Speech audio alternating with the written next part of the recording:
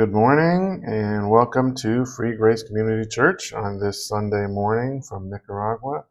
My name is Mike, and today we're going to depart from our regular Bible study weekly and take a break for at least this week. And we're going to look at what does the Bible say about the Antichrist. We're going to look at the main passages that refer to the Antichrist to see what traits does the Antichrist have. And then after we do that, we're going to apply that to see how many of these traits does Donald Trump fulfill, right? Because we suspect he is the Antichrist. Of course, nothing is 100%. We're not accusing anyone here. Things could change tomorrow, and he could be proven not to be the Antichrist. And if that's the case, we may have another 20 years or so, because in my opinion, there's no one else that matches the Antichrist that's alive today other than him. But we're going to take a look at what traits he does fulfill. And oftentimes in history, there are types of the Antichrist that do fulfill a lot of these traits, and they repeat throughout history. Like we've had emperors, and you've had Hitler, and you've had like different dictators and stuff like that may have fulfilled a lot of these traits as well. So we're just going to take a look first in the Bible to see what it says. So let's get started with that. So the main passage in the Bible, in the New Testament for the Antichrist is Revelation 13, of course, where it has the beast in Revelation 13. And I stood upon the sand of the sea and saw a beast rise up out of the sea, having 7 heads and 10 horns, and upon his horns 10 crowns, and upon his heads the name of blasphemy. And the beast which I saw was like unto a leopard, and his feet were as the feet of a bear, and his mouth as the mouth of a lion. And the dragon gave him his power and seat and great authority. And I saw one of his heads as it were wounded to death, and his deadly wound was healed. And all the world wondered after the beast. And they worshipped the dragon, which gave power unto the beast. And they worshipped the beast, saying, Who is like unto the beast? Who is able to make war with him? And there was given unto him a mouth speaking great things and blasphemies, and power was given unto him to continue 42 months, 3.5 years. And he opened his mouth in blasphemy against God, to blaspheme his name and his tabernacle, and them that dwell in heaven. And it was given unto him to make war with the saints, and to overcome them. And power was given him over all kindreds and tongues and nations. And all that dwell upon the earth shall worship him, whose names are not written in the book of life of the Lamb slain from the foundation of the world. So that's mainly about the Antichrist there. So the rest of the chapter is about the false prophet, which I don't really have a solid candidate for that, because he could be someone that's still to come. We don't really know too much about the false prophet, but we're going to concentrate on the Antichrist today. So he's empowered by Satan, and he's empowered by, he comes out of the sea, which is sort of an allegory for for coming out of the people, right? So he rose up out of people, right? The sea of people, I guess it's sort of an allegory for that. But his power is given to him by Satan, the dragon, as we know who that is from Revelation 12. He has a deadly wound that was healed, and people are worshiping him and saying, nobody can defeat him, basically. So that's mostly Revelation 13. And then we have, and there are more references in Revelation, like in chapter 17, which we have about end times Babylon, where we have the beast.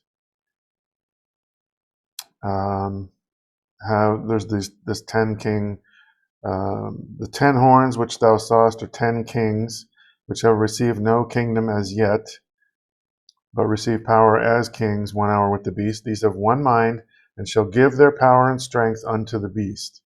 These shall make war with the Lamb, and the Lamb shall overcome them. For he is Lord of lords and King of kings, and they that are with him are called and chosen, and faithful. So the 10 horns, these 10 kings, are going to work with the Antichrist.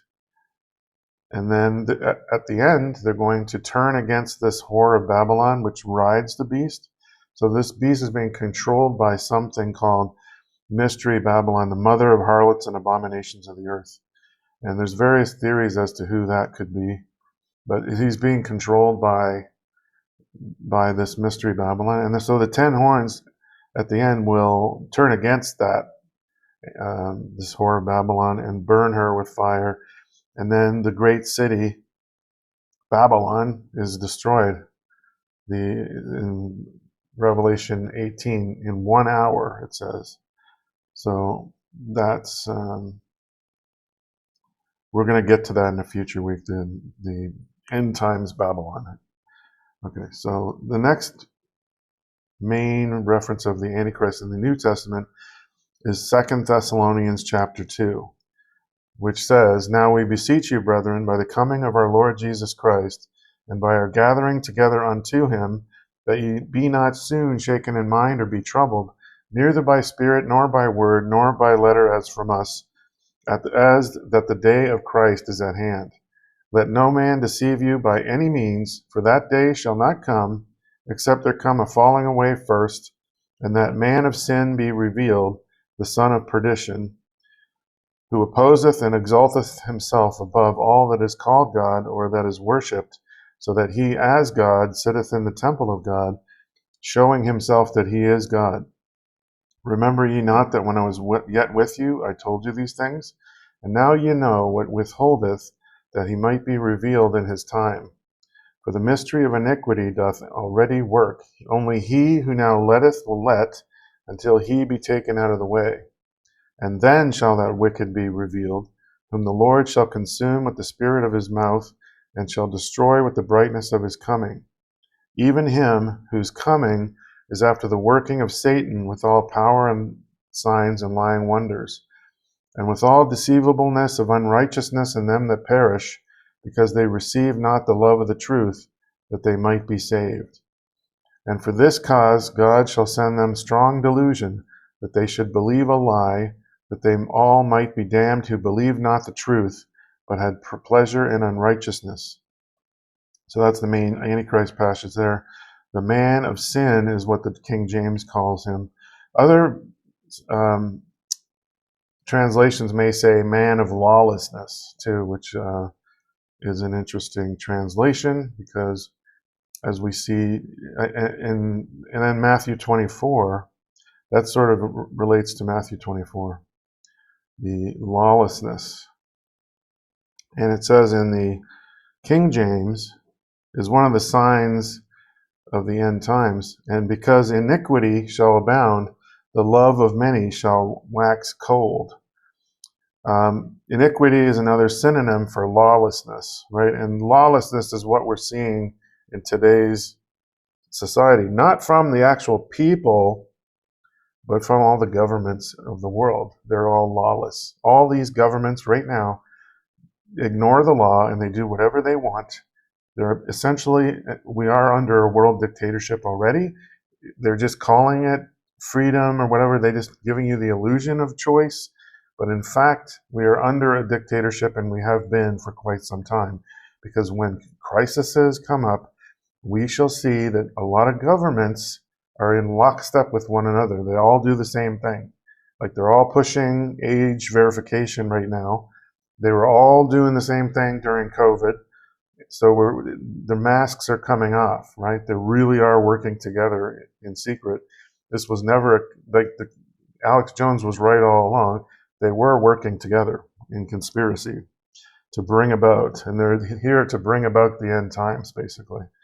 So anyway, that's one of the signs of the end, the lawlessness, and the man of lawlessness, or man of sin, the Antichrist. So Daniel 7. Now, the main passages in the Old Testament about the Antichrist are in Daniel chapter 7, 8, and 11.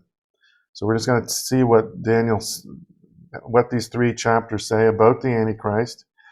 So in Daniel 7, verse 7, "After this I saw in the night visions, And behold, a fourth beast, dreadful and terrible, and strong exceedingly, and it had great iron teeth. It devoured and brake in pieces, and stamped the residue at the feet of it, and it was diverse from all the beasts that were before it, and it had 10 horns. I considered the horns, and behold, there came up among them another little horn, before whom there were 3 of the first horns plucked up by the roots. And behold, in this horn were eyes like the eyes of man, and a mouth speaking great things. This is a reference to the Antichrist, the little horn. The Antichrist is called a little horn. And then if we go down to verse 11, I beheld then, because of the voice of the great words which the horn spake, I beheld even till the beast was slain, and his body destroyed and given to the burning flame. This relates to Revelation. When Jesus returns, he is thrown alive into the lake of fire, the beast and the false prophet. So this is a prophecy of that happening. So because of this, we know that this little horn is the Antichrist. So then we come down to verse 20. It says, and of the 10 horns that were in his head, and of the other which came up, and before whom 3 fell, even of that horn that had eyes and a mouth that spake very great things, whose look was more stout than his fellows. I beheld, and the same horn made war with the saints and prevailed against them. So this Antichrist will look more stout than his fellows. And he will make war with the saints and win. He will win. And that's the 5th seal of Revelation 6, where the martyrs in heaven are saying, how much longer is it going to be? And God says there's still some left that need to be killed of your brethren first before justice will be done. So the 5th seal is martyrdom, right? So now in verse 24, and the 10 horns out of this kingdom are 10 kings that shall rise, and another shall rise after them, and he shall be diverse from the first, and he shall subdue 3 kings. So these 10 kings are the same 10 kings we're seeing in Revelation. And it says that he comes after them. So these were 10 kings that exist at the time the Antichrist comes on the world scene. And he's going to take 3 of them out. So that's one sign that possibly we haven't seen yet come to pass, but we may see in the near future. And he shall speak great words against the Most High, and shall wear out the saints of the Most High, and think to change times and laws, and they shall be given into his hand until a time and times and the dividing of time. That's 3.5 years. That's his 42 months that he's going to reign. But the judgment shall sit, and they shall take away his dominion to consume and to destroy it unto the end. And they shall take away his dominion. So the saints initially will lose, but then eventually we win because Jesus comes back and we come back with him, and then he's defeated. So next we go to Daniel chapter 8, which it was talking about the he-goat, which is Alexander the Great in history. And then there was 4 kingdoms that came out of that. And then out of one of those kingdoms eventually comes this little horn. So out of one of them, the 4 kingdoms that came out of Alexander the Great when he died, out of one of them came forth a little horn, which waxed exceeding great toward the south and toward the east and toward the pleasant land. So towards the south, south, and then he goes east and towards Jerusalem or Israel. It says, and it waxed great even to the host of heaven, and it cast down some of the host and of the stars to the ground and stamped upon them. Yea, he magnified himself even to the prince of the host, and by him the daily sacrifice was taken away, and the place of the sanctuary was cast down. And an host was given him against the daily sacrifice by reason of transgression, and it cast down the truth to the ground, and it practiced and prospered. So this Antichrist is going to this abomination of desolation. This is what Jesus mentions in Matthew 24, when the abomination of desolation will sit in the temple. It's related to the Antichrist performing that, right? And that is in actually Revelation 13 as well, where we see the image of the beast. And so we have the false prophet saying, and he has power to give life unto the image of the beast, that the image of the beast should both speak and cause that as many as would not worship the image of the beast should be killed. This is the abomination of desolation, where it's saying you have to worship this idol that gets put in the temple. Right? So he's going to do, that's one of the things he's going to do. And then in the farther down, verse 23, and in the latter time of their kingdom, when the transgressors are come to the full, a king of fierce countenance and understanding dark sentences shall stand up. And his power shall be mighty, but not by his own power. And he shall destroy wonderfully, and shall prosper and practice, and shall destroy the mighty and the holy people. And through his policy also he shall cause craft to prosper in his hand, and he shall magnify himself in his heart, and by peace shall destroy many. He shall also stand up against the prince of princes, but he shall be broken without hand. So again, because we know this is the Antichrist, because he's standing up against Jesus, and he'll be defeated instantly, right? So we know that this king of fierce countenance is talking about the Antichrist. He's the only figure throughout history that's going to stand up against Jesus when he returns. So it can't be anyone else. It has to be the Antichrist. So these are more things that we can look for in an Antichrist to see if a given person is the Antichrist. And we're going to cover that in the main presentation, some of these verses. So now we go to Daniel chapter 11, which gives us like a list of traits of the Antichrist.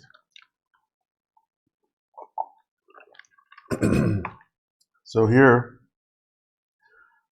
we're talking in verse 20, then shall stand up in his estate a raiser of taxes in the glory of the kingdom, but within a few days he shall be destroyed, neither in anger nor in battle. And in his estate shall stand up a vile person, to whom they shall not give the honor of the kingdom, but he shall come in peaceably and obtain the kingdom by flatteries. Flatteries can be seen because you're flattering people to get what you want. You're telling people what they want to hear. Politicians, they obtain power through flattery, right? So it's a politician, a vile person, to whom they shall not give the honor of the kingdom. So whoever this is not well liked among the people, right? Not well liked. And with the arms of a flood shall they be overflown from before him, and shall be broken. Yea, also the prince of the covenant. We're talking about the prince of the covenant. That's Daniel 9, right? That's another thing that he's going to do. We don't want to miss Daniel 9:27. Because in there it says, and he shall confirm the covenant with many for 1 week, and in the midst of the week he shall cause the sacrifice and the oblation to cease, and for the overspreading of abominations he shall make it desolate, even until the consummation, and that determined shall be poured upon the desolate. So this is that 7-year peace treaty. 1 week is 7 years in Daniel 9, because this is the 70 weeks of Daniel prophecy, which gave the timing of when Jesus would die, after where it says, how long would it take between building the temple and unto Messiah the Prince? There was 7 weeks, and then 62 weeks. And then after that 62 weeks, 62 weeks, I think, shall Messiah be cut off, but not for himself, because Jesus did not die for himself. He died for us, right? And the people of the prince that shall come shall destroy the city and the sanctuary, and the end thereof shall be with a flood, and unto the end of the war desolations are determined. The people of the prince that shall come. The prince that shall come is the Antichrist. The people of that, so whoever he comes out of, destroy the temple. And this temple was destroyed in AD 70, right? The Roman Empire destroyed it. So whoever the Antichrist is coming out of a revived Roman Empire, some type of empire. that goes back to the Roman Empire, or takes a lot of like things from the Roman Empire, right? So that's also one thing to look for. So he will set up the abomination of desolation in the middle of that week. So we have a 7-year peace treaty of some sort that gets broken in the middle, right? Some type of agreement that gets broken. So the Antichrist is a deal breaker too. So now if we go down to the next part of Daniel 11, it says, "And arms shall stand on his part, and they shall pollute the sanctuary of strength, and shall take away the daily sacrifice, and they shall place the abomination that maketh desolate. And such as do wickedly against the covenant shall he corrupt by flatteries. But the people that do know their God shall be strong and do exploits. And they that understand among the people shall instruct many. Yet they shall fall by the sword, and by flame, by captivity, and by spoil many days. Now when they shall fall, they shall be holpen with a little help, but many shall cleave to them with flatteries. And some of them of understanding shall fall, to try them, and to purge, and to make them white, even to the time of the end, because it is yet for a time appointed." This gives you the reason why. Well, why would God let us go through the tribulation, right? It's to try and purge people, to make them white. It's a trial, right? It's a test, right? Again, even for believers, to make them better. It's like because there's a lot of believers that might need that kind of thing, right? So we all do, right? So it's a test, right?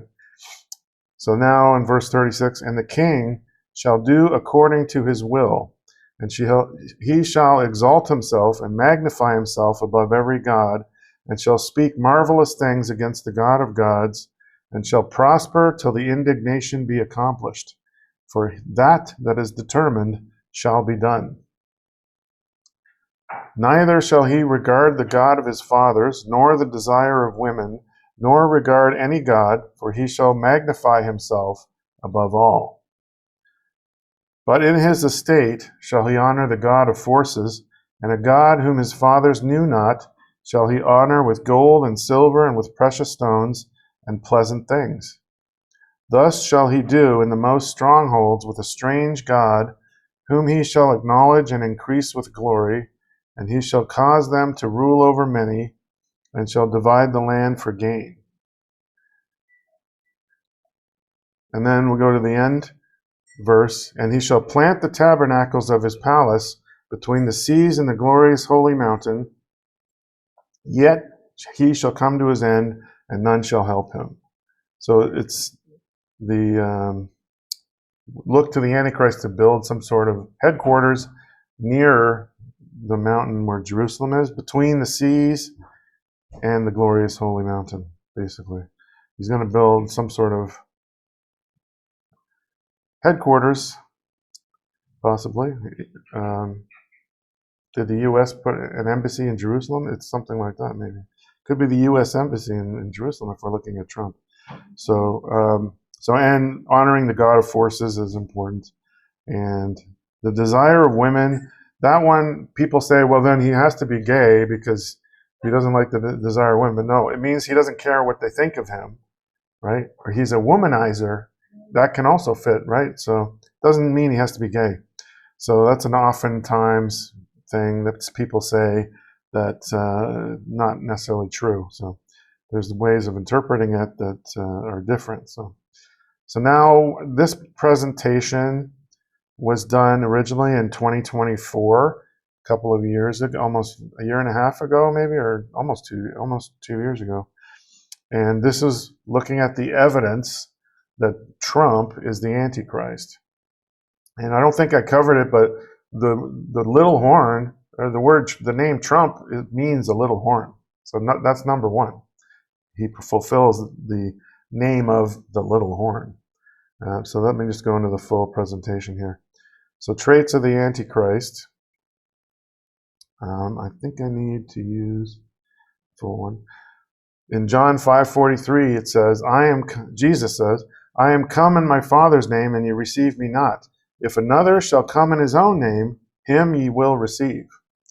So he comes in his own name and is received by the Jews, by Israel. So that's number one.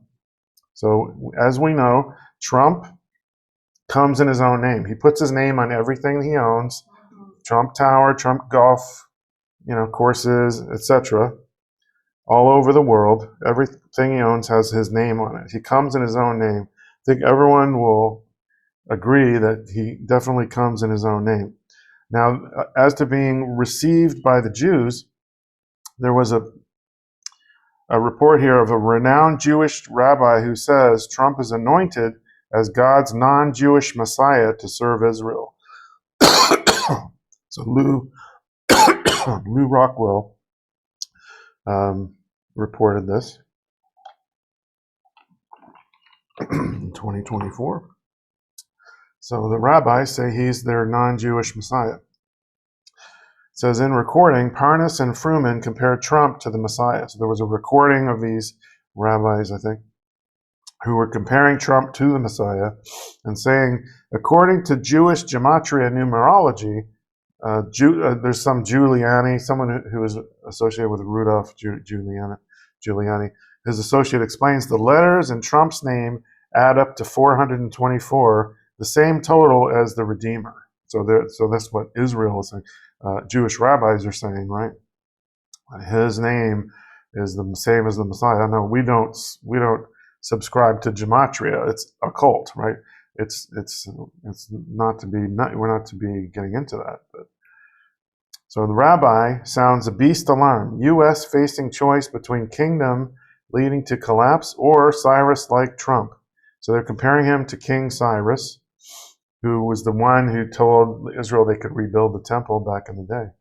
Biden's replacement with someone whose only qualifications are for gender or skin color and the birthplace of her parents further underscores the complete composition of the fourth beast. So they're saying either like it was like Kamala Harris would be leading to collapse, or if they pick Trump, then it'd be like Cyrus. So they're on board with they wanted Trump to get in. And now in November 2016, his original win, Trump upset victory divinely sent to begin messianic process. This is what the rabbis were saying. So they were calling him the Messiah. They issued this coin in 2018, the Cyrus Trump coin, to fulfill 70 years. So it was a 70-year anniversary of Israel from 1948 to 2018. And it says, and he charged me to build him a house in Jerusalem. So it's a reference to rebuilding the temple. So, and then there's the menorah, and we have a lion on there, and the seal of the United States. The Persian Empire is the lion there, right? Cyrus was from the Persian Empire. Trump is from the American Empire. So, but they're likening them together as similar people, which is funny because Trump's attacking the Persian Empire right now. And then we have this. This was presented to Trump in, I think, 2023 or something like that. 2023. Okay.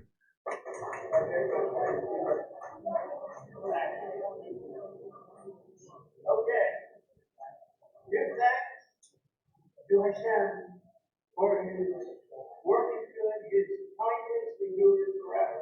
Presented to President Donald J. Trump for his extraordinary heroic effort. Right, so he was at Mar-a-Lago. This was before he got in for the second time.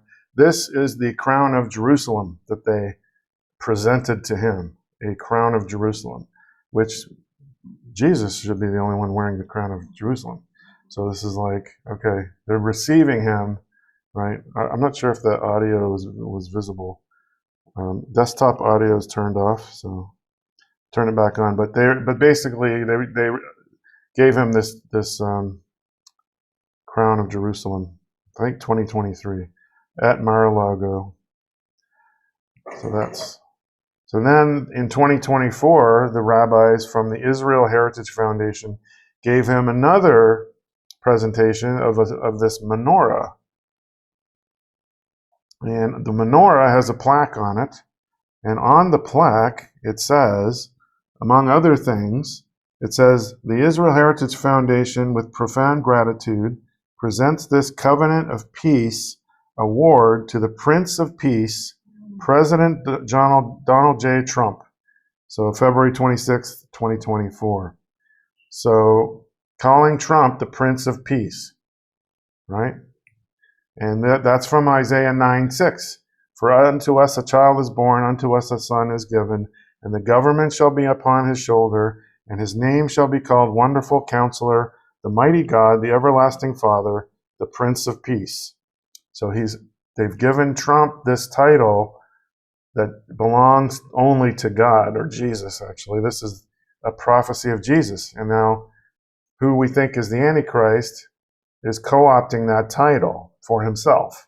So that's what we would expect with an Antichrist, because he's the replacement for the real Christ, right? So this is how many other people have gotten this, right? Not that many, I wouldn't say. Now, there's these dates, right? September 15th, 2020, to the actual day that they presented him at the Prince of Peace menorah is 1,260 days, which is the same time period mentioned in Revelation for the reign of the Antichrist. So it's not like saying that this was his reign. It's saying it's another 1,260 day hint, possibly, that he could be the Antichrist, because that number is related to his reign when he does come to power. So September 15th, 2020. Well, what day was that? Why do we pick that day? Because that's when the Abraham Accords were signed, September 15th, 2020, which could be the covenant with many, right? The Abraham Accords. So September 15th, 2020, it was signed, and then 3.5 years later, he gets the menorah, calling him the Prince of Peace. Interesting, 1,260 days. So number 2, he has the mouth of a lion. So Revelation 13:2 says, the beast which I saw was like unto a leopard, and his feet were as the feet of a bear, and his mouth as the mouth of a lion, and the dragon gave him his power, his seat, and great authority. So has a mouth of a lion, the Antichrist. And there's Trump. That's typical of him. He's always like yelling and stuff, right? So like the mouth of a lion. This one, I don't think I can play this because it's going to cause feedback. But this is one of many speeches where he's like berating the journalist, saying you're stupid and all this.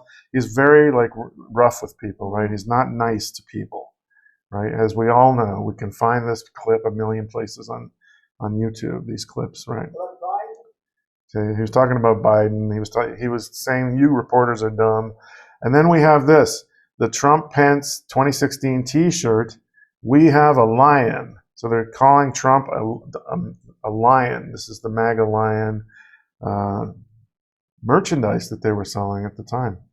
So likening Trump to a lion, right? So the third trait is arrogant and magnifies himself above others. Daniel 8:25, and he shall magnify himself in his heart. And 11:36, and he shall exalt himself and magnify himself above every god. So Trump says, I destroy careers of Republicans who say bad things about me. So he's always making these boastful statements. This is also a video. I'm not sure if it's going to work, because I really believe I'd run into it even if I didn't have a weapon. And I think most of the people in this room would have done that too.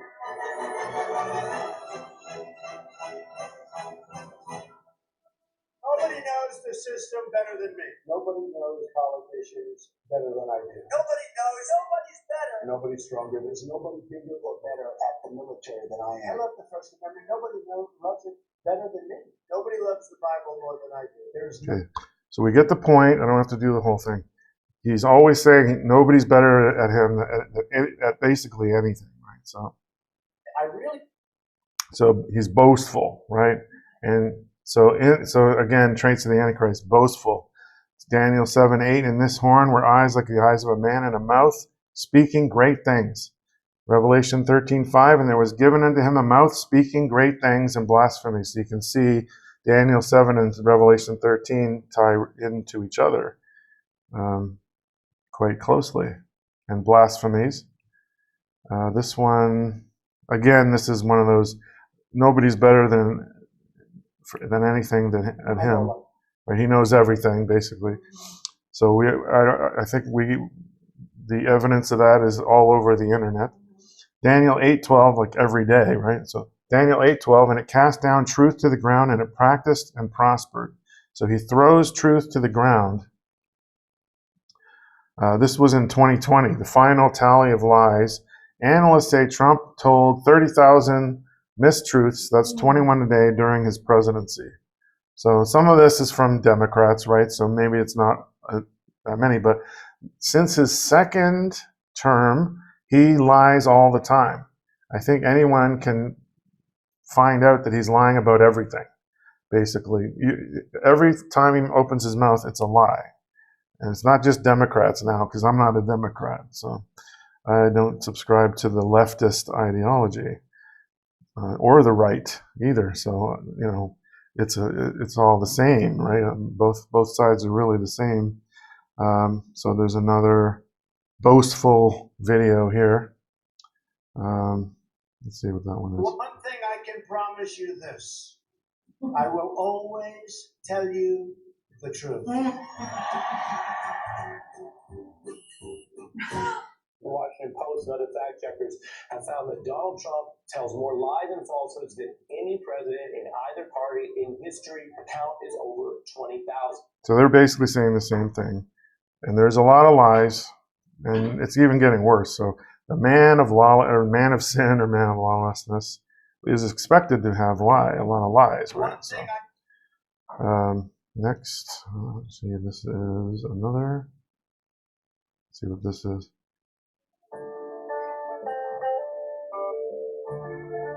This is from Antichrist 45 channel.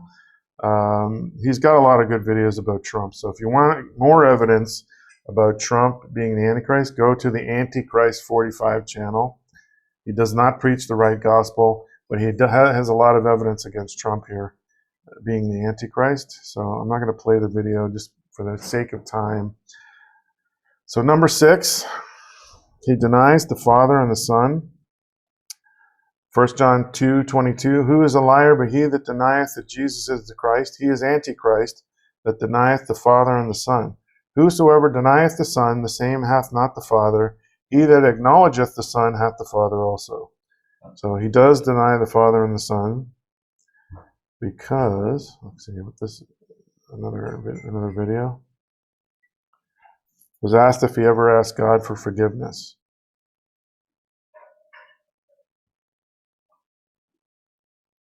But have you ever asked God for forgiveness?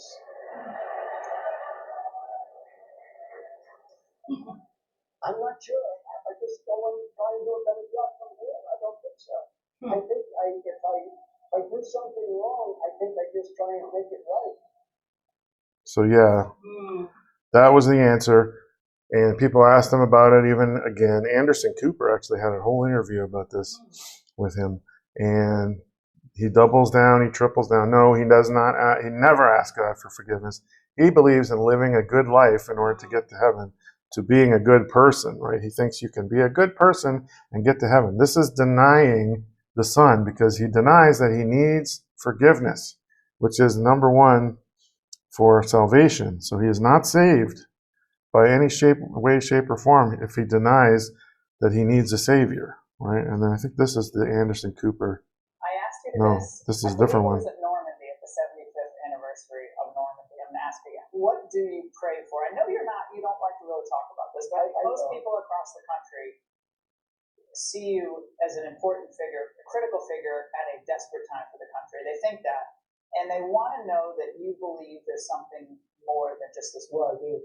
I think one of the reasons that our country has lost sort of everything, it's lost so much, is we don't have religion to the same extent. I mean, you look at those charts, they're so sad. I mean, it's just going bad. And the Democrats were violent and ruthless to religion during COVID. what they did during COVID, people weren't even allowed to meet outside, and they were 10 feet apart in some big field. They'd arrest everybody. They were fascists. They were horrible. That was a very bad time for organized religion. But religion, it gives you some hope. Gee, if I'm good, I'm going to heaven. Do you believe it? So there you go. If he's good, he's going to heaven. That's not the gospel. No. And notice he called the Democrats fascists. Mm-hmm. But he's fascist. Because what are they doing? They're doing everything Hitler did.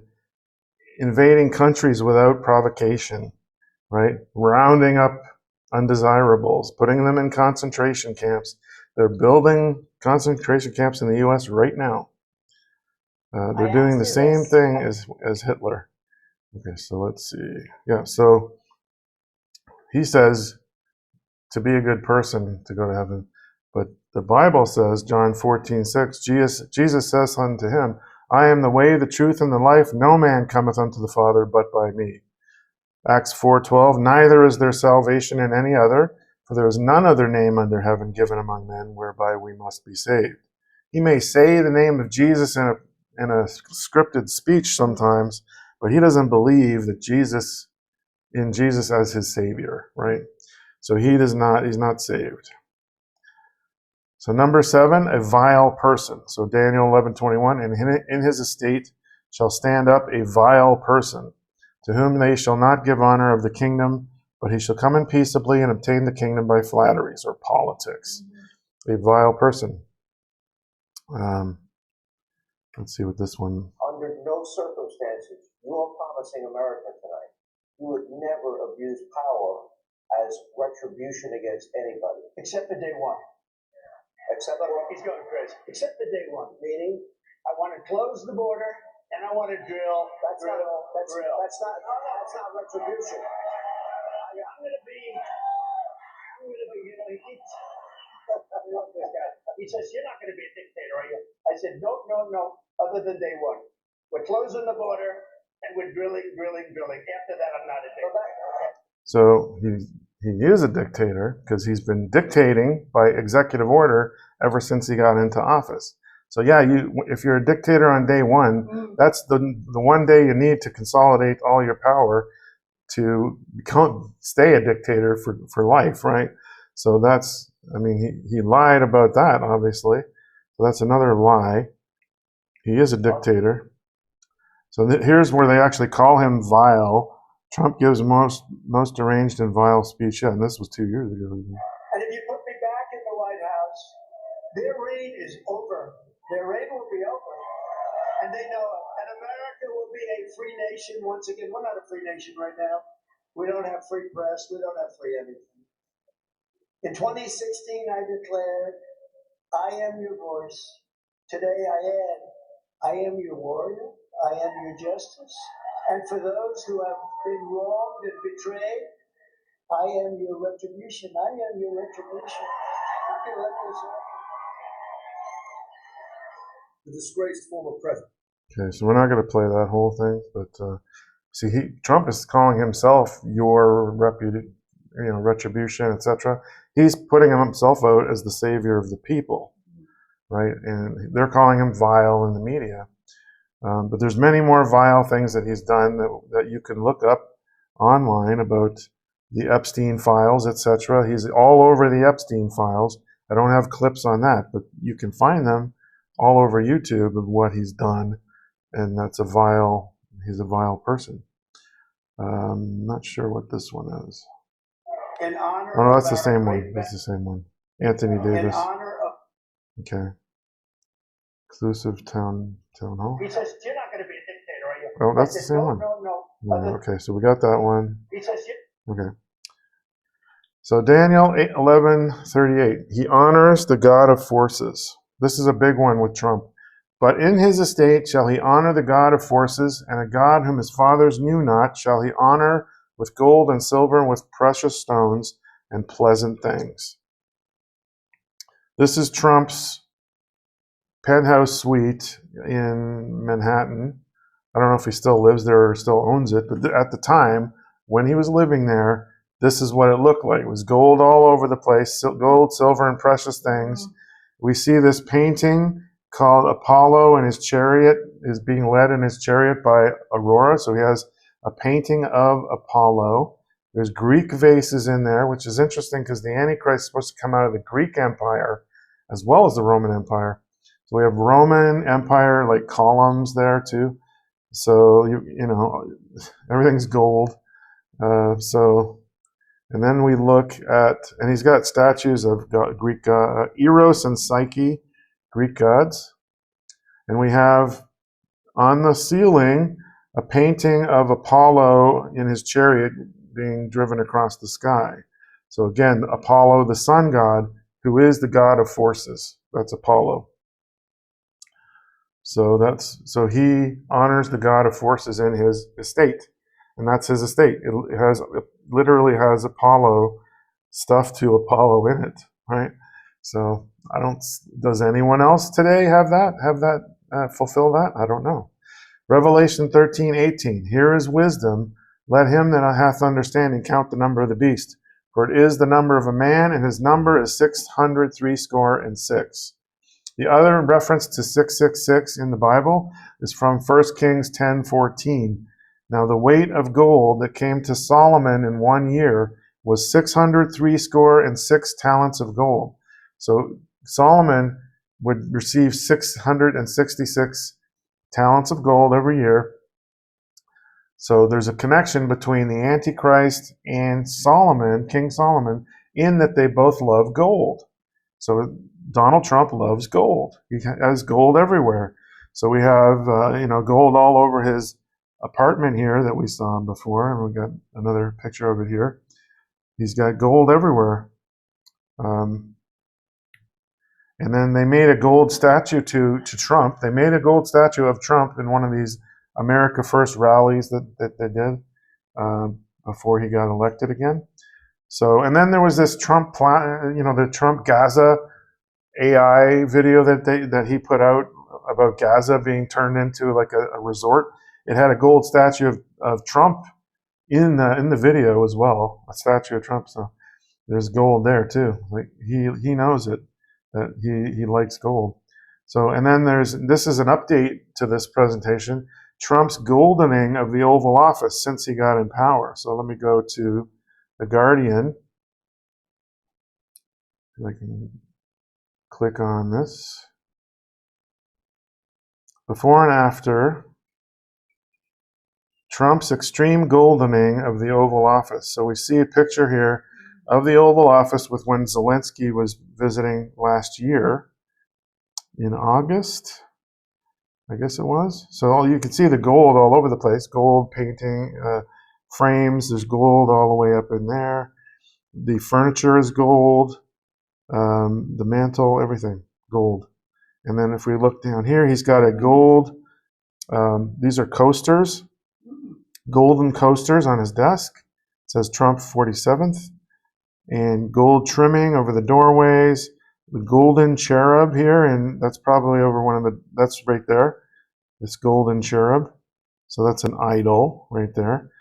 New paintings in the Oval Office that have gold frames. So there's another picture of it. All these gold vases on the mantelpiece. And then here's what it looked like under Biden. There was no gold on the mantelpiece. There was a plant, and there was none of these gold trimming. All this gold trimming was added, and even on the tables were replaced.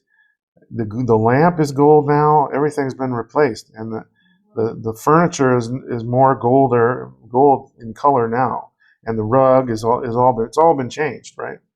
So, and then when we had, so there's another comparison there. He had a plant, Biden did. And then this is what it looked like under Barack Obama in 2010, the Oval Office. It's very similar to what it looked like under Biden. So Biden and Obama didn't change pretty much anything. They had more of a respect for the office, I think, than Trump. Trump comes in and he replaces everything. So basically everything's now gold. And even the curtains in the Oval Office are gold too, right? We don't see that here, but if you look it up, there's gold curtains in the Oval Office as well. So that's the update, the goldening of the Oval Office. Again, showing how much he loves gold. Number 10, a stout look. So Daniel 7 says, the Antichrist has a look more stout than his fellows, right? So he's not in a good shape, right? So he's overweight, right? As we can see in these pictures, he's overweight, and people don't even understand how he's still alive today. Like RFK Jr. just said in an interview, I don't know how Trump's still alive, the way he lives, the way he eats. He's always eating junk food, apparently. So his look is more stout than his fellows. So Daniel 9:27, and he shall confirm the covenant with many for 1 week. So he has a covenant with many. And we know about the Abraham Accords, which were also, they're adding more people onto it as well. So this could be the covenant with many. So that's a possibility. Do you have any other president in the world right now that can fulfill this? I don't think so. And then the senators had a press conference following a visit to the Abraham Accords countries. This was in 2023. Let's see what they has to say. Well, I just want to thank the senators who joined on this trip, but particularly Senator Rosen and Senator Langford for their leadership in leading this delegation. This was a very important trip for all of us to see and to learn from the countries that have already signed on to the Abraham Accords. I can tell you, I've been to the Middle East many, many times. I think this trip was the most optimistic of my many travels. And it's the first time I've really seen an opportunity for long-term peace in the region. The fact that each of these nations, Morocco, Bahrain, UAE, and Israel, that Iran is their number one concern from a safety and security and a stability perspective, that they want to use this moment in time to deepen their relationship and widen their relationship. They want far more investment on economic issues, far more investment on regional missile defense and national security. And this is a moment in time I certainly have never seen before. I see such opportunity for a large framework for Middle East peace through the Abraham Accords. I think these agreements can be strengthened. I think they can be widened. I think there are many other participants that may well join the Abraham Accords in the next year. And I'm grateful that each of the leaders we met with had an open mind about what relationship they could build with both the United States and with Israel. It was very hopeful, and I've not felt as hopeful about the Middle East in the last decade. So this is an opportunity that should not go unnoticed. It should not. Okay, so she'd never seen it before, and it's possible it could be strengthened, in which the Antichrist confirms the covenant with many. So it already exists, and he makes it stronger, is what confirm means in Daniel. So then we have this one where, again, they're reporting about the Abraham Accords as a historic thing, right? So I'm not going to play it, but so another one is he's disguised as an angel of light. So no marvel, for Satan himself is transformed into an angel of light. Therefore it is no great thing if his ministers also be transformed as the ministers of righteousness, whose end shall be according to their works. So disguising himself as an angel of light. Some New Age influencers believe Trump is a light worker, right? The New Age philosophy Trump connection has concerning parallels to the role mysticism played in Nazi Germany. So you can look up this article if you want to read the whole thing. So there are New Age influencers that think he's a light worker, he's here to destroy everything and then rebuild it from the ashes, which is what this channeler says in this video. It's like, I have to find it though, because I can't play the whole video, but from the 6 minutes, we can see that she believes it. I just see this as consciousness playing out. So it was in March when I received the information that Donald Trump, our United States president, is a massive and powerful light worker. So she received this information from demons, right? Because she channels this stuff. So the demons are calling him a light worker. So if we go to 12 minutes in, just these clips, we'll see what she says here. That he will be known as one of the most prolific way showers of our time. She calls him a way shower. Now, the New Age, these way showers are the ascended masters of the New Age, right? Of which they call Jesus as a way shower. He shows people the way, right? So they're calling Trump a way shower, which is equivalent. They're putting him on the same parallel as Jesus, which is a false Jesus that they believe in, right? The false Jesus that they believe in. And the other thing, which isn't in here, but the traits of the Antichrist about transforming into an angel of light, even more so, beyond the New Age, is he's seen in this evangelical Christianity. They're all surrounding him. All these evangelicals, which are Seven Mountain Mandate so-called Christians, but they're false Christians. So they look like Christians, but they're false. They don't believe the right gospel, and they want to take over the world. It's to basically trigger the return of Jesus, who they think they're going to be reigning and ruling with him. But they're in for a surprise because they're going to be destroyed as well because they're helping the Antichrist. So let's see, next one. Falling away is connected to him. So 13. Because with 2 Thessalonians 2, let no man deceive you by any means, for that day shall not come except there come a falling away first, and that man of sin be revealed, the son of perdition. So the falling away is connected to him. And people were putting out billboards like this, make the gospel great again, and putting the word became flesh in front of the image of Trump. So basically comparing him to Jesus, because the word became flesh is about Jesus, not about any man, right? So there's some people out there who think he is the Messiah. So here's a book by Helgard Mueller, The Son of Man, the Christ. They're calling Trump the Christ. These guys. These are totally deranged people, I think. And then we've got POTUS Shield, Trump's Dominionist Prayer Warriors and the Prophetic Order of the United States. So talking about the Dominionists or Seven Mountain Mandate people that are surrounding him. And Paula White, he's appointed as the White House pastor, she is one of these Seven Mountain Mandate people. They're totally unsaved. They're not saved whatsoever. And the Seven Mountain Mandate. So I'm not going to play the video, but he was there. And then Turning Point USA, Charlie Kirk's organization, is full of Seven Mountain Mandate people. So Seven Mountain Mandate, as of March 2026, this was a summary from AI.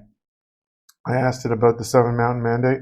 As of March 2026, reports indicate some U.S. military commanders are invoking Christian nationalist rhetoric, specifically linking Donald Trump to the Seven Mountain Mandate to justify military action against Iran, framing it as a divine effort to trigger Armageddon. The Seven Mountain Mandate is a dominionist theology aiming to control 7 key cultural spheres, including government. So Seven Mountain Mandates and Trump. Proponents such as Lance Wallnau have promoted the idea that Trump is anointed by God to reclaim the mountain of government. Iran rhetoric. According to The Guardian, complaints allege that a commander stated Trump was anointed by Jesus to light the signal fire in Iran to cause Armageddon and mark his return to Earth. This rhetoric coincides with reports of a 2026 war between the U.S., Israel, and Iran, with joint airstrikes in several Iranian cities, according to Wikipedia. So the Seven Mountain Mandate, they're saying that it's to bring on the end times. So U.S. troops were told war on Iran was all part of God's divine plan, Watchdog alleges. Religious Freedom Group says 200 troops sent complaints to superiors using extremist Christian rhetoric to justify the war. Their superiors were saying that, right? So that's why they're going to war, because it's a religious war that they're doing against Iran. So then we have the next trait. He calls himself God. So 2 Thessalonians 2:4, that he is God, sitteth in the temple of God, showing himself that he is God. So he called himself the chosen one right here in this clip, which you can look it up. Trump calls himself the chosen one. And then we had another video here. I'm not sure what this one says. Yesterday, Donald Trump suggested that perhaps he survived the assassination attempt because God wanted him to save the world. So that's what this one's about. Also on Antichrist 45's channel, that's where this video comes from, where Trump has said that he's chosen by God to save the world, so that's why he survived the attempt, right? So, and then we have this.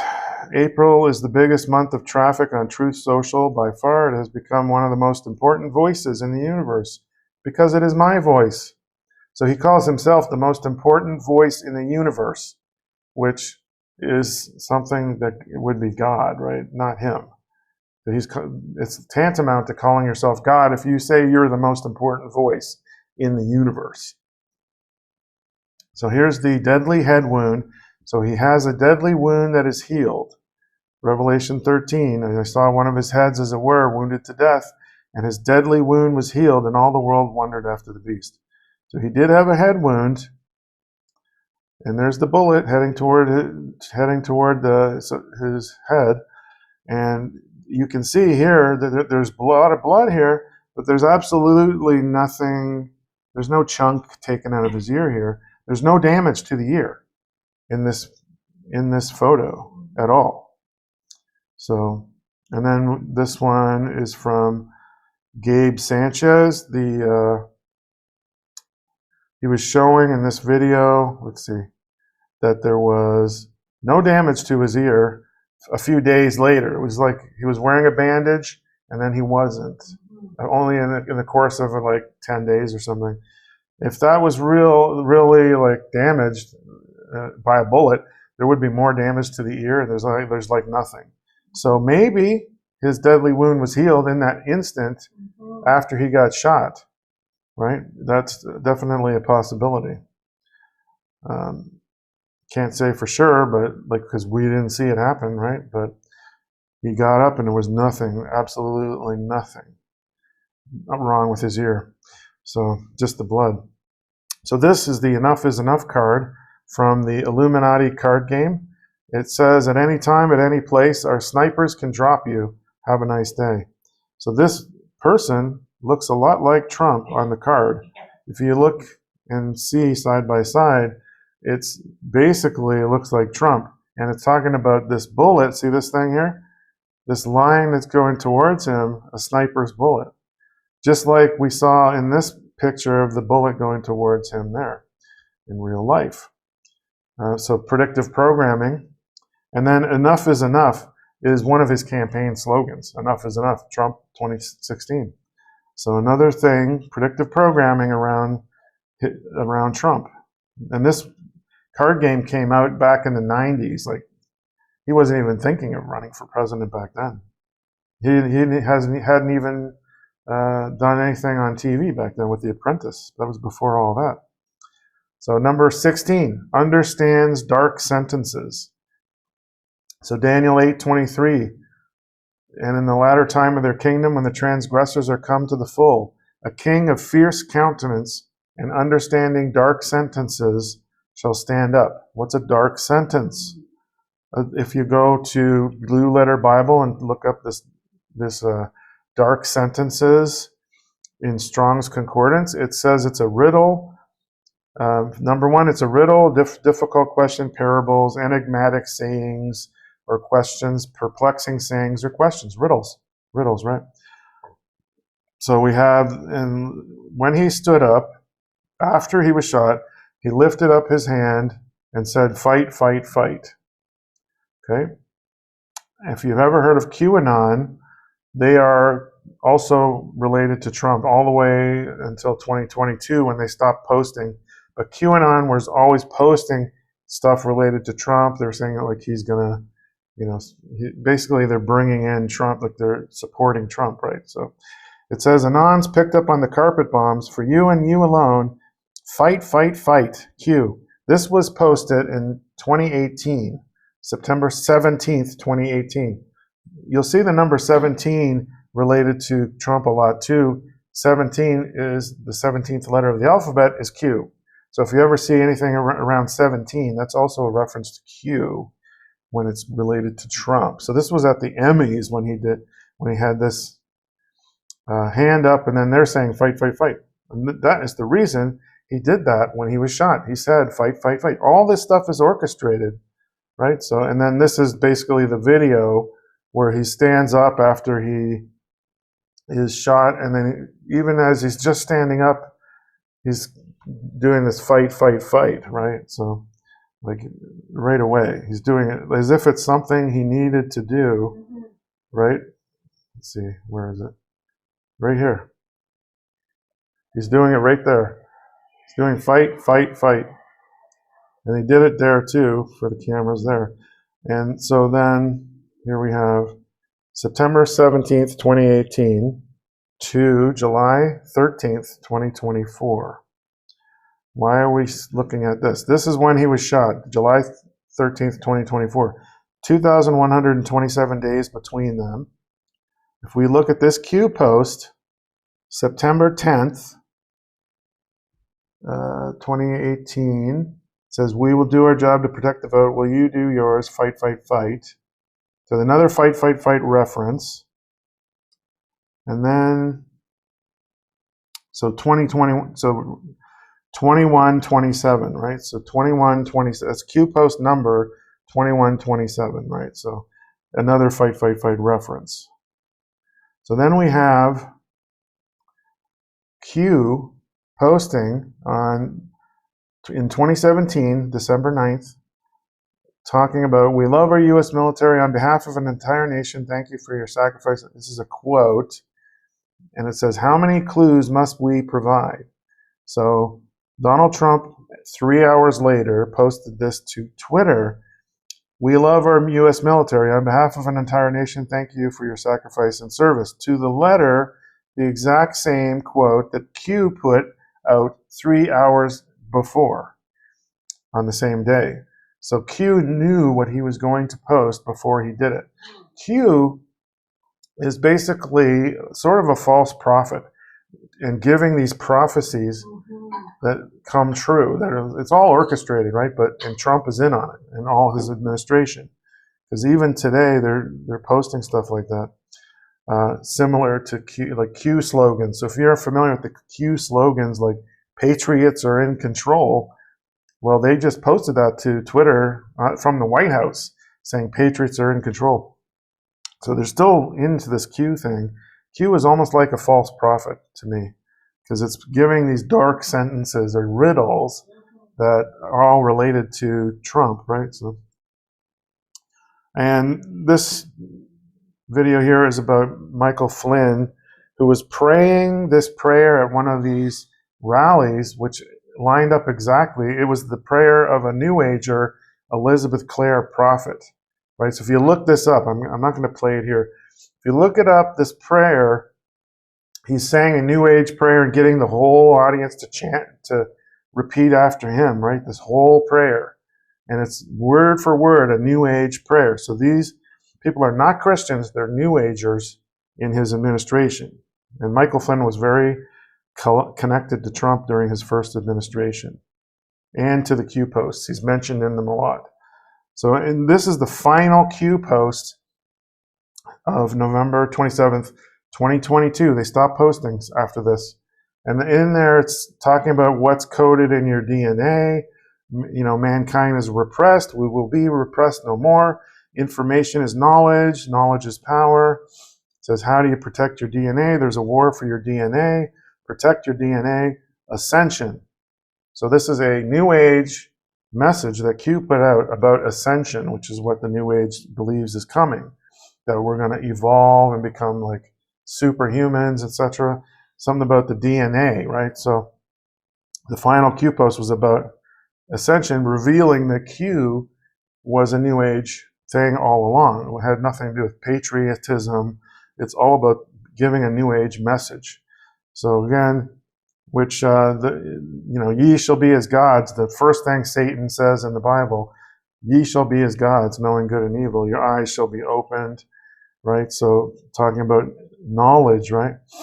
Q is saying, and it's about the Gnosticism as well. Gnosticism, the hidden knowledge, right?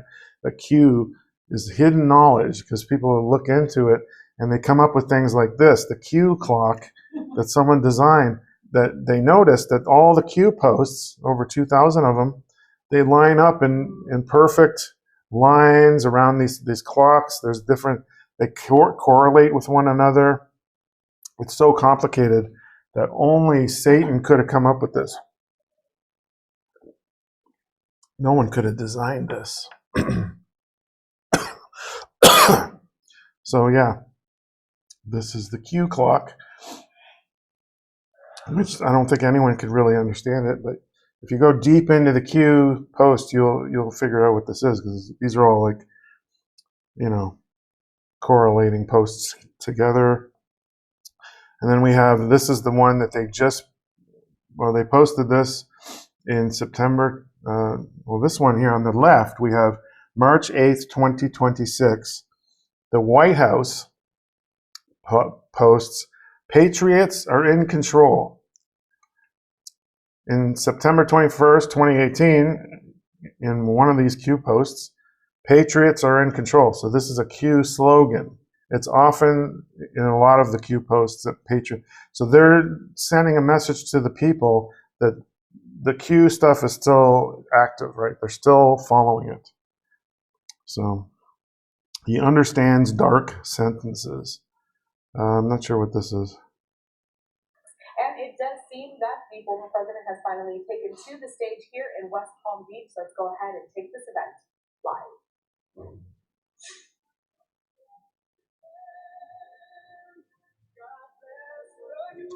Yeah, I'm not sure. 54. I have to go to 54 minutes in before I see what he's supposed to be saying. This is where he was at this Turning Point USA summit, right? He spoke at this Turning Point USA. This is way back before he got elected in 2024. There we go. And vote early, vote absentee, vote on election day. I don't care how, but you have to get out and vote. And again, Christians, get out and vote just this time.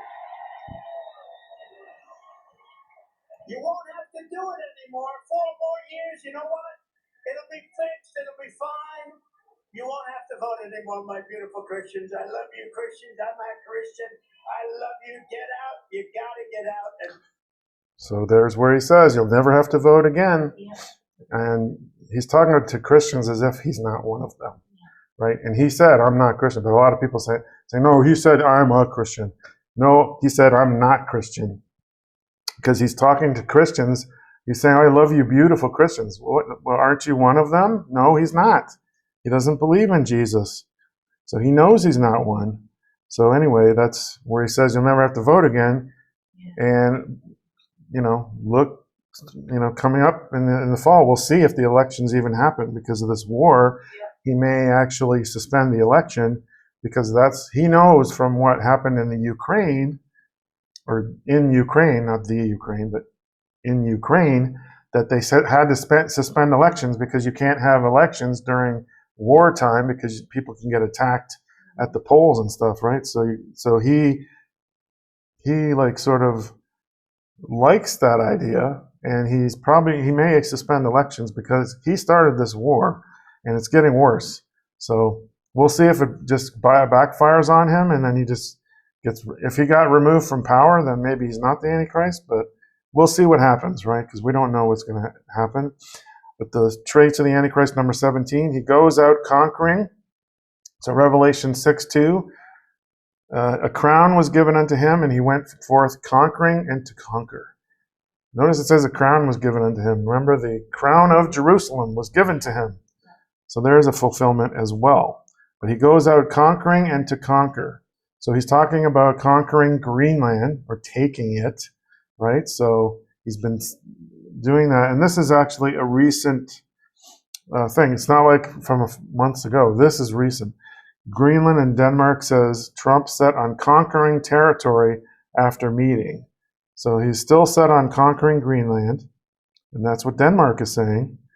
And then this Wikipedia entry, American expansionism under Donald Trump. So he is conquering, going out conquering, right? He wants to annex Greenland.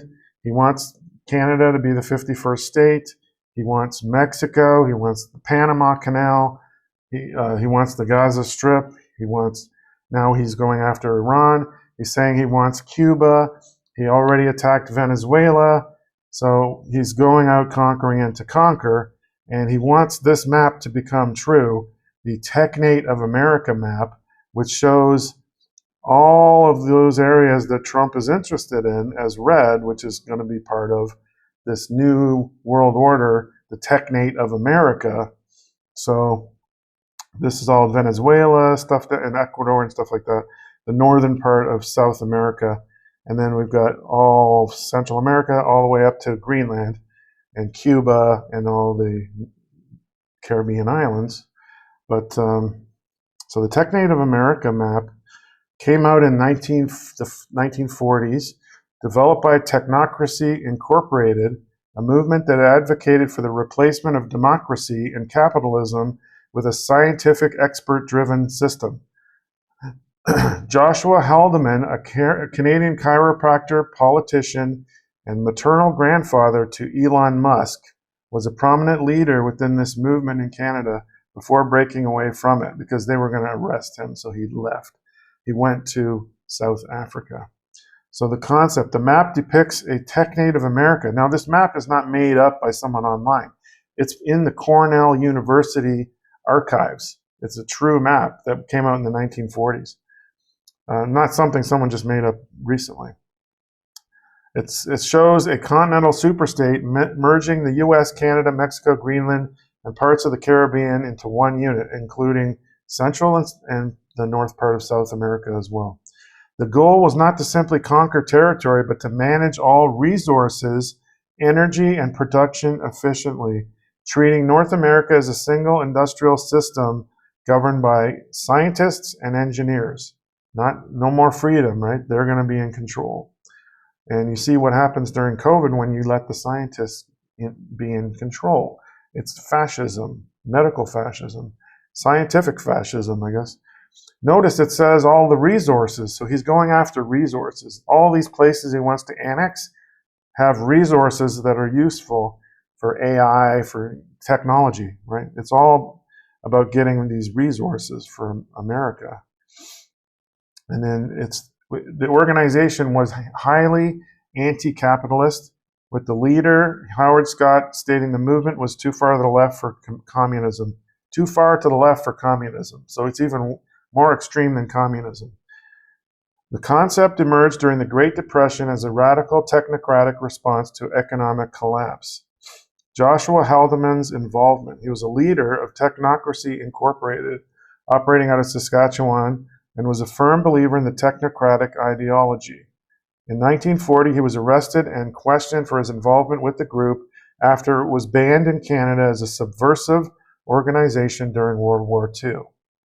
Then he later left the movement, citing that it had become a scientific Frankenstein as becoming too aligned with Soviet Russia. So then he left and went to South Africa, where he advocated for apartheid, in favor of apartheid. So he's racist, and held anti-democratic, conspiracy-driven views. The map and his involvement have gained renewed attention due to parallels drawn by critics between technocracy's planned superstate and contemporary geopolitical trends, including Elon Musk's influence in global politics and technology.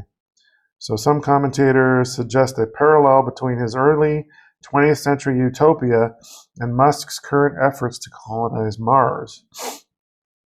treating the new colony as a self-sustaining technate run under similar principles. That's what they want Mars to be, if they ever get there. But they want the Earth to be that way too. Elon Musk is a technocrat, and his grandfather is the one that came up with that map. Trump launches the regime change effort in Iran that he pledged to avoid. So that's more conquering.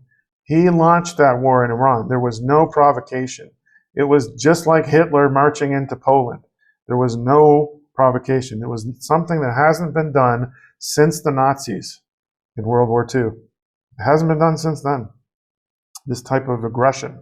So now again, recently, March 10th, Trump again hints at desire to annex Canada, calling Carney the future governor. So he hasn't forgotten about it.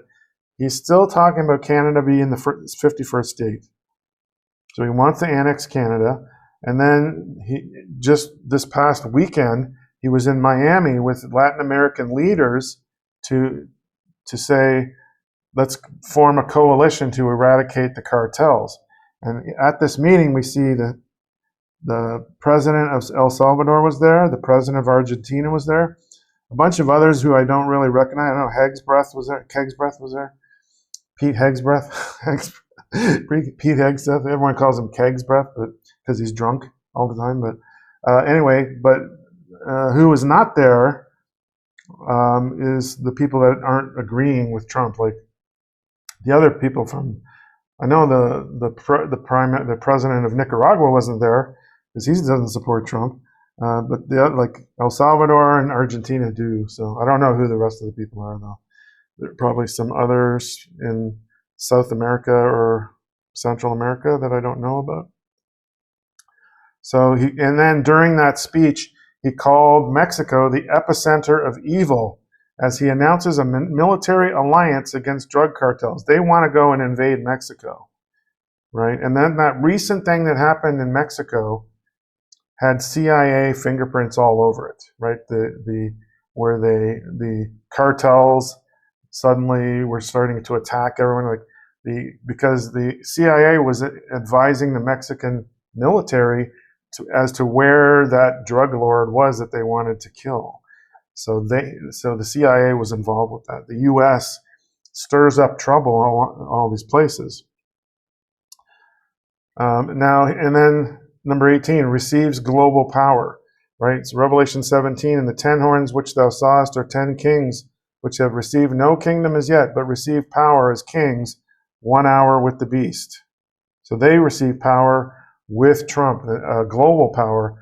And now we have Trump with the Board of Peace, basically taking global power for himself. He's putting the Board of Peace above the UN. Now, we don't know what's going to happen to the Board of Peace now that he's no longer, he's now, attacking countries. We'll see what happens to the Board of Peace, but this could be the coalition of those 10 kings appearing, right? So we'll see what happens. Trump's Board of Peace isn't about Gaza, it's about replacing the UN. So basically, in this article, they're saying Trump is basically putting himself as the emperor of this global power structure, Board of Peace, that is going to be above the UN or get rid of the UN, and they'll be taking charge. And it's all these dictators that are part of the Board of Peace as well. So there's not going to be freedom in this. So it's like, I see it, it's probably the start of this global government that the Antichrist is going to be in charge of. So Emperor Trump's so-called Board of Peace erases Palestinians from Gaza's governance. So he calls the shots in the Board of Peace. He has to approve everything. He's in there for life. It's basically an emperorship, right? Nobody can take him out. He can't be voted out. So he's got global power because they're giving him the power, right? These leaders, they're agreeing with him. They're giving him their power for 1 hour with the beast. That's what it says in Revelation. And then there's ties to the mark of the beast. So in Revelation 13, this is the false prophet, and he causeth all, both small and great, rich and poor, free and bond, to receive a mark in their right hand or in their foreheads, and that no man might buy or sell save he that had the mark, or the name of the beast, or the number of his name. The mark in the right hand or forehead, right? And there's a video on my channel that I did just a week or so ago. Trump signed the directive to accelerate 6G deployment to operate implantable technologies. So this 6G is required in order for the mark of the beast to come to pass. They need the faster speeds in order to be able to track these marks that people are going to have to take, and which are supposed to replace cell phones within the next few years, by 2030, they say.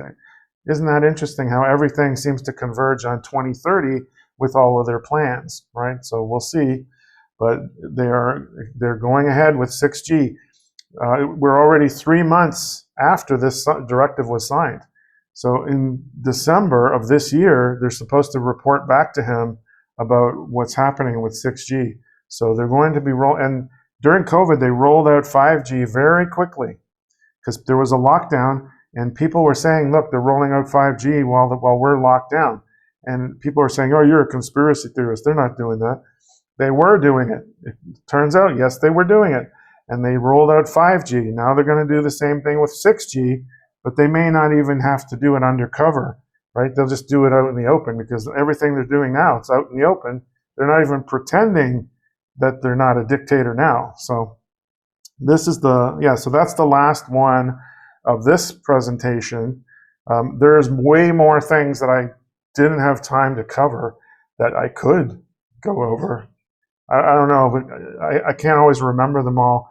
But sometimes something will come to me that I didn't mention. But there's other traits of the Antichrist that he fulfills that I wasn't able to cover in this. And I may not even remember it myself unless I see a news article about it. So we'll see if I'll maybe update, short update next week if I remember any more traits of the Antichrist that I didn't have time to put in this. But as you can see, I don't think there's anyone else that can fulfill the Antichrist's prophecies other than Trump. Now, there's certain things that he hasn't done yet that are in the Bible, like, building the third temple, rebuilding the temple, sitting in the temple, those future events that haven't happened yet. So we don't know about those future events, but we do know about everything he's done up until now lines up with everything the Antichrist is supposed to embody from prophecy. So, and anyone else, if you have another candidate for the Antichrist, they have to fulfill every prophecy in the Bible. They can't just come close. They have to fulfill everything. So if even one thing doesn't come to pass, then that person is not the Antichrist. So that's why, like, people like Obama, people thought he was the Antichrist, but he didn't fulfill all these things. He didn't have, statues in his apartment with Apollo and stuff like that. So he didn't fulfill everything. But Trump has so far. So that's all I have for this week. I think next week we're going to go back to the next, I think Revelation 14 will be next. And so until then, leave your comments down below, like and subscribe, and we will see you in the next one. God bless.